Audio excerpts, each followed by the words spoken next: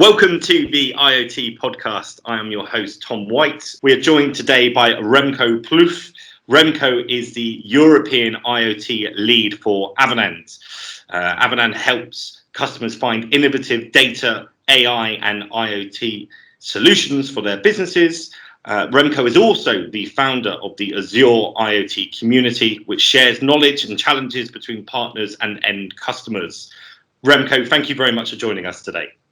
Thank you for having me, Tom. I really appreciate it that you invited me to this podcast. You're very welcome. You're very welcome. I know we've been trying to find a slot for a couple of weeks now, so exactly. It's good to get you on here. As we're recording this, I think we're just about 10 days out from Christmas Day, so it's good to get you in time. Yeah. Remco, thank you so much for our listeners. Can you explain your background within the Microsoft Azure platform and the position that you hold within Avanade? Yes, so I think the past 20 years I'm involved with the Microsoft partner landscape. So I'm involved with the Microsoft partner landscape for a long time now. I think since the start of the Azure platform, I'm involved at several projects with clients. I think my first connection with the cloud was in 2003 already, also with Microsoft before Azure, with a solution called LiveEDU. It was a cloud solution from Microsoft to the education market. It was an unbranded Hotmail environment for education. So I started my cloud journey very early. I think this past 10 years I'm quietly involved with the product teams at Microsoft. So I'm collaborating with them with feedback on the current projects. I'm involved with new functionalities in certain products on the Azure platform, especially of course on IoT. That's really great. Within Avanade, I will be leading IoT in Europe from the 1st of January, so in a couple of days. I'm part of an acquisition from Avanade, the company called Altius, where they're focused on data and AI and IoT solutions, and they bought us at the beginning of this year. And I will be part of a new team in Europe for IoT, especially focused on IoT. And I will help there the regions and the countries within Europe, and also the UK, of course, from the 1st of January, with their IoT propositions and IoT help at their customers. Okay, fantastic. Yeah, and the Azure IoT community, is that just within the Netherlands, or is that wider? Do you have lots of different members from elsewhere? Yeah, so I think a little bit more than 3 years ago, I did already a lot of community work, especially around Office 365 and other communities, but there was no IoT related community. There were, of course, but not focused on Azure. So from that opinion, I thought, okay, let's start an Azure IoT community focused community to share knowledge within partners, but also with customers and other people that are interested. If you look at the countries, it's at the moment really focused on the Netherlands and sometimes a little bit of Belgian people. But the Netherlands is quite international. So if you look at the presentations at the Azure IoT community, it's all English. Because I think 50% of the audience is English-speaking people, and the other ones are Dutch, and so it's quite international. At the moment, we are looking around to expand it to other countries in Europe, especially now with the online movement, and communities are getting more and more online. We want to see how we can extend that even further. Right. Yeah, and I guess that ties in quite nicely to my next question. Obviously, having founded the Azure IoT community, what are the benefits of people joining, and where do you see it going in the future? Yeah, it's a good and of course also a difficult question. But so I think if you want to learn something and share your knowledge around IoT, especially with Azure-related IoT stuff, it's great to be part of that community. So you can, of course, learn from a technology perspective, but you can also meet. You can meet the presenters, you can meet Microsoft people presenting there, now online, of course. So that's a little bit difficult because in the previous community evenings, we went to a Microsoft partner. We get some eating with each other, then some presentations, afterwards some beer and drinks and etc. etc. So yeah, then of course a totally different dynamic. So it was really meeting each other, collaborating, thinking about new stuff around Azure IoT. And now with the online focus, that's a little bit different. I'm struggling really with that. So it's more timing, is structured. It's a little bit more or less interactive, in my opinion. But it's I think that's really the great part to be part of an IoT community is and every community is to learn and meet. Those are the two important topics. Yeah, if you look at the future, I think it's difficult now, especially with COVID. But I hope in the near future we can meet again physically, because I think that's very important for the community. Of course, the online part is important where you can share your knowledge. But I think meeting each other is really important, especially to think about future IoT services, for example, or just have a whiteboard with each other to talk about something. And even better to meet the people itself. Online, you don't see each other quite well, and if you're going to eat with each other on a big table, you see people that you never knew. So, so I hope in the future we will do that. Communities is always difficult because you spend a lot of time in it, and I love to do that. But I hope in the future a lot of people will also, of course, attend, and and normally we've got around 50 people in the community meetings. I hope we will go to 100. It's not a target or something like that, but the more the better, because then we can share again more. And one of the ideas we had before COVID was to have a Saturday meeting to do physical stuff, especially with IoT. And in the community evenings, we share a lot of knowledge, but we don't do anything. And one of the ideas we had, and we hope to do it now, hopefully coming year, but else the year after, is to organize really an IoT day where you can do with hardware like this and play with it, and it's more tangible than listening to a presentation. Yeah. So I hope in the future we can do that. That's one of the big topics we had before COVID. I completely agree. Last year I was at the Things conference, and it was nice to actually see all the hardware on display, as well as listening to speakers. Online is great, but actually being able to see some of this stuff in real life and get caught up in the energy of the day of the conference and be around other people is something that can't be replaced. So it would be really nice in the future if we can start to integrate this back in to our lives once more, right? Exactly. So really important. Yeah, absolutely. Remco, obviously IoT is reshaping a lot of business models.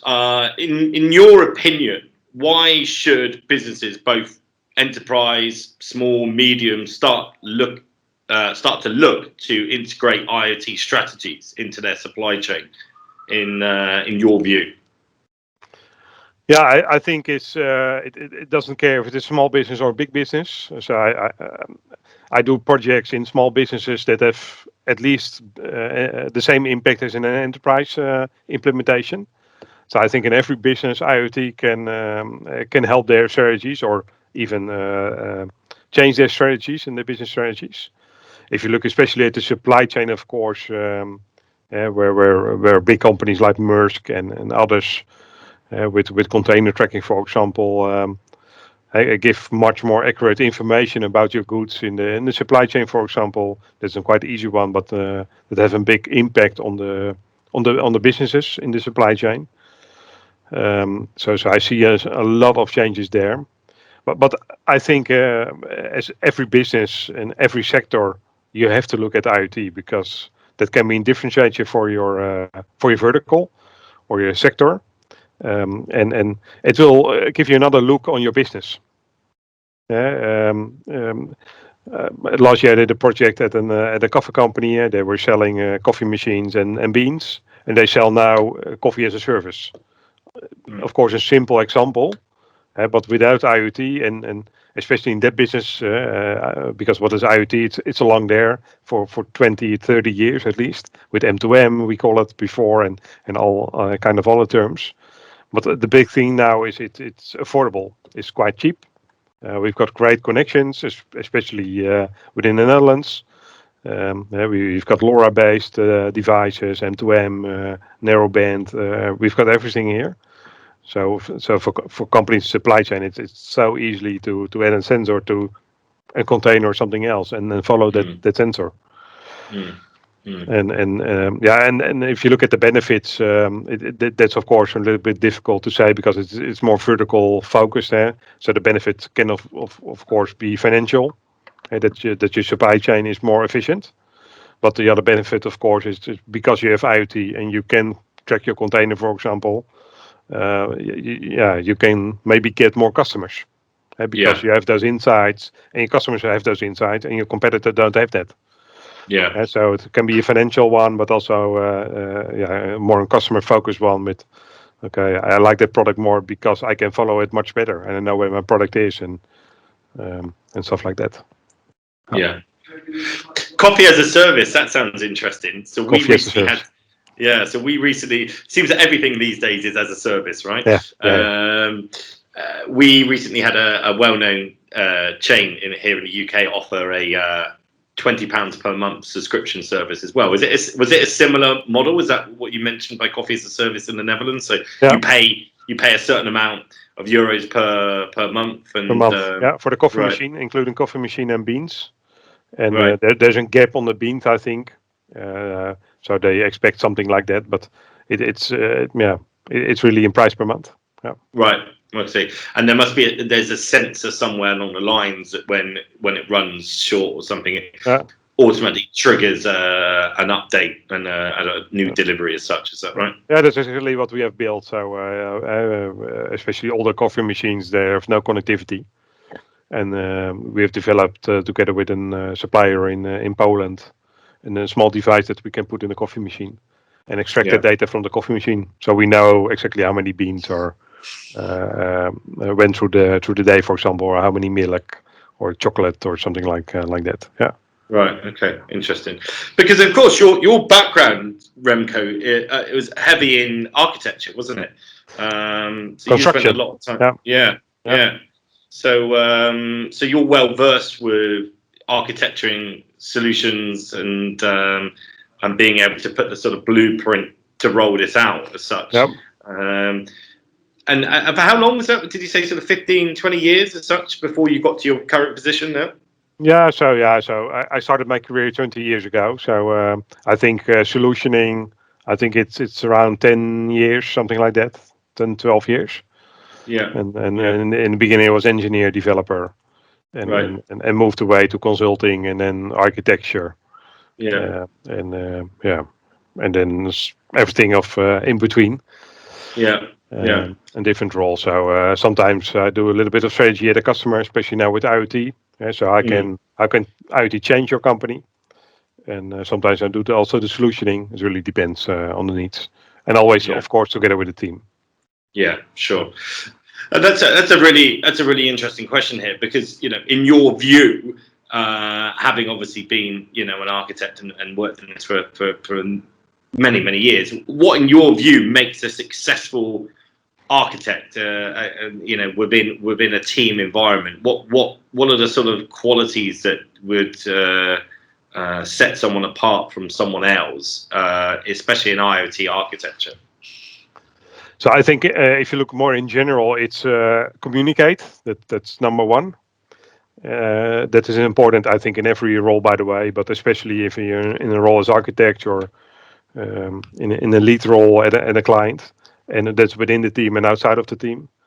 So that's really important. If you look at more from an IoT perspective, if I look there, my biggest challenge is always hardware. So I go to a customer.